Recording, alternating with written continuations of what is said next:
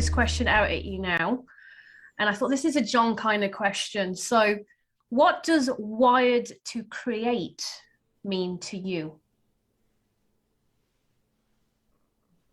It's a great title. I like the book. I'm currently reading this book and doing a chapter by chapter analysis with Britt. And what the thing that it really does, okay, so let's talk about the book and let's talk about the title.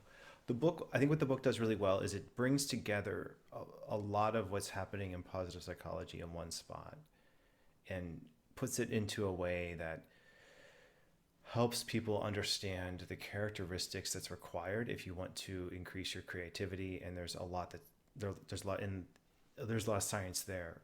One of my favorite positive psychologist speakers is Ken Robinson, who recently passed away. His idea of schools kill creativity, and that TED Talk to me is like the all-time best TED Talk of all time. And the idea, he's right on with ideas around when we start to emphasize grades and judgment over curiosity and creativity, we produce students who are oriented to be risk adverse. They don't develop that inner world of trusting themselves, and only until later, I feel like in college or or in sport, or maybe creative academic things like doing science fairs or something that involves competition and intellect, do people really learn to push themselves and trust their intuition as much as their intellect. That's what I'm getting out of this book. Is it brings a combination of a lot of those things together, and it's nice. It feels like I don't know, like when you go back to a familiar place, but you're a little different and the book is a little different. That's my experience now with it. And the title, I love the title. It reminds me whenever I get frustrated or think, oh, this is hard, or or people, like, what are we capable of? It sounds odd, but I look at roads and cars and trucks and think, people, we made these things, and that's amazing. And that to me is like the human beings are like, we're designed to be creative. And that's what the title to me means. And for me, cars represent that. It's a wow. It's like, wow, would these things happen? I think of the ancients, like what would they imagine if they saw a road happening right now and people just hop out of it? I mean, so what's going to be another 2,000 years from now? We're going to be that little spaceship and people just appear from like a portal, who knows? Anyway, that's it. Well, what does creativity look like for you? Yeah. I think there are a couple things with big realizations I've been having about the book and impacting creativity in my life. And I'm looking at this organization, Training EDU, as a creative endeavor. Like, at my best, I'm really creating art, and it's human beings, sharing, emoting, ideating. We're really in a space where, how do you bring together a group of people from all over the world with a common vision and a mission of trying to bring more kindness and empathy to the world in a way that's financially sustainable? That's it's a magic trick. That's what we do. So it feels a little bit like part magician, part artist. And at my best, I really view the work that we're doing as art.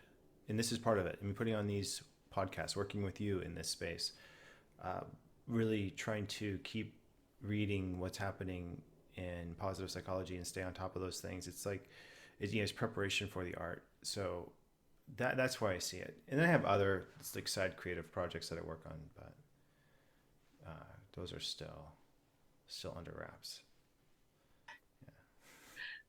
We waiting to hear what you've got under wraps, John. I think, as I'm thinking about creativity and being a coach and having your own business as well, I love coaching. And I was thinking about this, as you grow and expand the business, and there's more and more of the to me, it can be the tedious systems to put in place. Some people might really love systems, but you're putting the systems into place and you're doing all detail things and working on contracts. And I'm thinking about creativity this morning. I felt it felt a bit heavy for me. Mm-hmm. And I thought, this is why I've got to make sure that I'm always still doing some level of coaching, because it's just when you're in that space and you're really trusting, you're being curious. I feel light in that space, and I feel energized when I come out of it as well.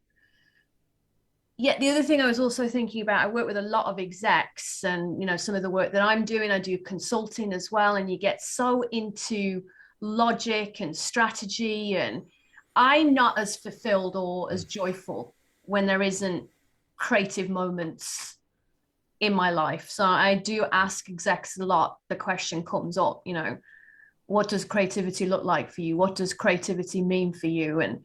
And for me, it's sometimes, I think we've discussed this before, sometimes it's just cooking or trying different recipes and experimenting in the kitchen. Mm-hmm. What do you think? How do you see that as a challenge for people in the corporate world? Yeah, a couple of my friends who are in the weekend, they are very much into that world, and it's fascinating because it's interesting when your work might be really tedious, like when your work is into the looking at analytics or numbers, or trying to make suggestions, or maybe it's sales oriented. I mean, it's interesting when your work isn't necessarily feeding that creativity that I think some people are yearning for. Yet that's it's critically important work, and it enables other extremely meaningful projects to also move forward. So it was interesting to see people processing what their work means, because yeah, I mean, it's a wow, to see people process this out loud. I too feel it, like when I'm working as in like the website, the analytics, and all these kinds of things. And then I have coaching sessions because I'm creating these demos, and I feel completely lit up and alive. I think this is amazing. I love I love coaching. Part of me thinks back a long time ago to when I was only coaching and not training. Those beautiful years of just coaching, and then training, where I was doing most of the training, and then now I do hardly any of the training. And then when I get back into a classroom, I love it. I think it's trying to figure out what is that strength. Like, I spend a lot of time, for me, like trying to figure out, okay, so what's my strength? And I realize very clearly now, like, my strength is love of learning. I love learning, and I love teaching, and I love finding things out and telling other people about them. I mean, that's like, I've been doing that my whole life. And I feel like when coaches do that, when they figure that out for themselves, or when anyone figures out what is my strength, what am I really good at, how can I increase that, I feel like that's where the invitation to powerful creativity comes.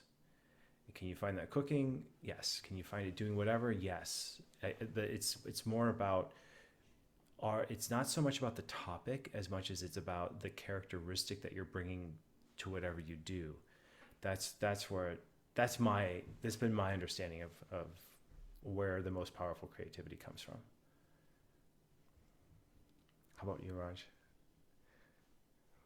What are your thoughts on that? I agree. I agree with what you're saying. I guess I'm just reflecting, asking myself that question as well, of like, what else needs to happen for me to create space at the moment for that creativity, and pause and just reflection. Mm-hmm.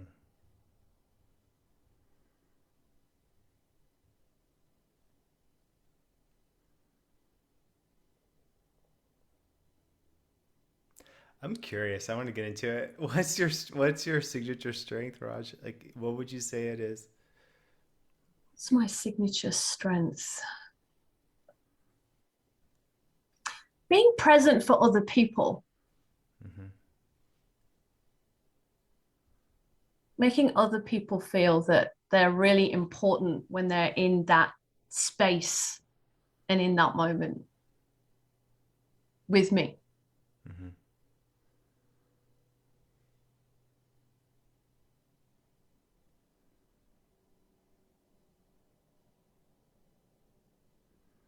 That's cool. Yeah, I don't do it enough for myself. So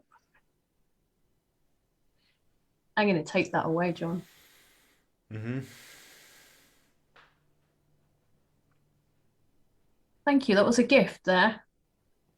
That power of There's space. more too. I know. You're holding back. What's underneath it? What helps you become present to other people? I think I'm motivated by wanting to make an impact.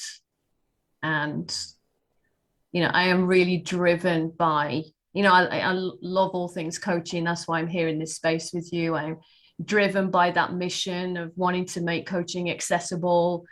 Yet I am really motivated by that desire to want to help others Mm-hmm. make that change. And I even use that motivation to, I say at times, force myself to do things for me. So, like working out, or because I'm a bit of a workaholic, and, my values are, I'd love for my value of health to be right at the top.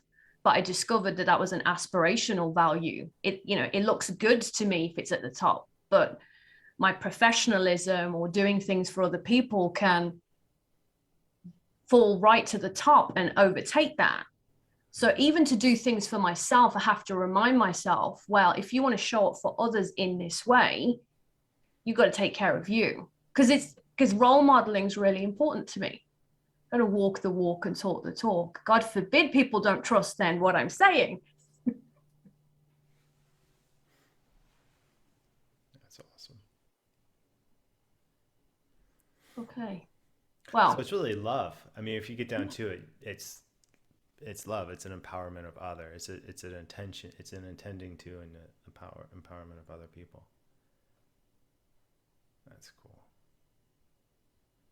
and there's curiosity and John in action right there live. We did not rehearse this. Oh gosh. Thank you, It's good John. to know who you are. It Mm. helps. It helps to know. I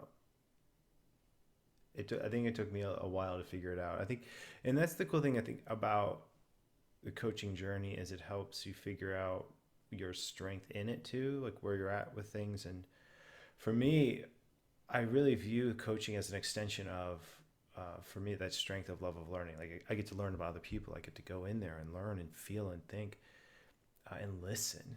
I mean, it's essentially professional listening, and there's an art form to even listening because you have to be aware of your own biases. You have to be aware of your own assumptions, aware of your own. How are you like? What's the filter you're using to listen through? And we don't spend time on that as a society. We don't. We assume it, and it gets crafted usually unconsciously by culture around us. Yeah, I mean, I feel like um, it's amazing, but I feel like the biggest skill, the most valuable skill is going to be the skill of listening. And that's what we're getting to. Knowledge is ubiquitous. You go and you can find anything you want to find in 0.0003 seconds. Um, Speaking, being loud. I mean, you get that all day, every day. pick your platform. But it's listening. That to me is the wow.